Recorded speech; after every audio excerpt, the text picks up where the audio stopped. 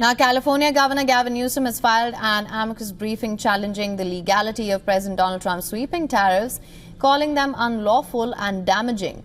Newsom argues that they're stalling growth, pushing up prices and hurting workers' families. The U.S. economy is already feeling the strain. Consumer spending slowed to 1.4% in the June quarter, and that was down from the 2.8% in the same period last year. Meanwhile, Budget Lab at Yale University estimates that the average U.S. tariff rate has soared to 18.2%. It's the highest level since 1934 that has been recorded.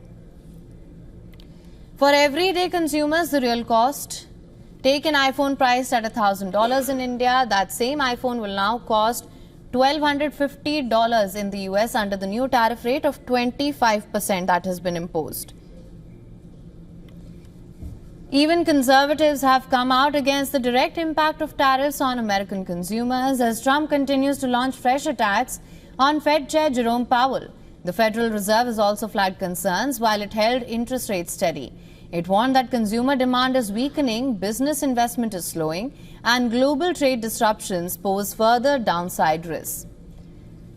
Now, Trump's tariff strategy is already driving up prices across the board. According to, let's just look at the new tariffs. According to Yale, the tariffs could cost average American household an extra $2,400 in 2025. U.S. tariff revenues also surged to new highs, triple the monthly collections from 2024. But that windfall now comes at a cost, of course. Major automakers in the United States are reporting steep losses. Ford took an $800 million hit in the recent quarter, while Nissan posted a $535 million loss.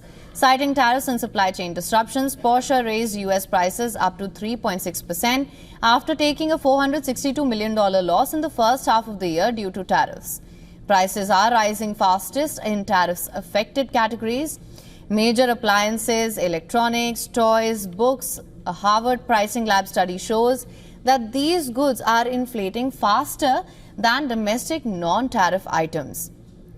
And upward pressure is also building on inflation, though it's still below the Fed's target.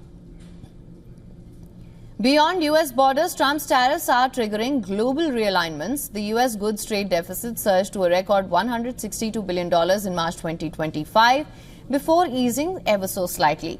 While Trump aimed to reduce trade imbalances, U.S. firms rushed to import goods before tariffs hit, widening this deficit further.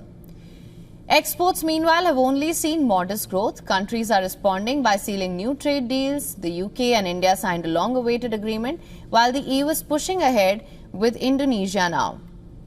According to the Congressional Budget Office, Trump's tariffs could reduce U.S. borrowing by $2.5 trillion, and this is by 2035.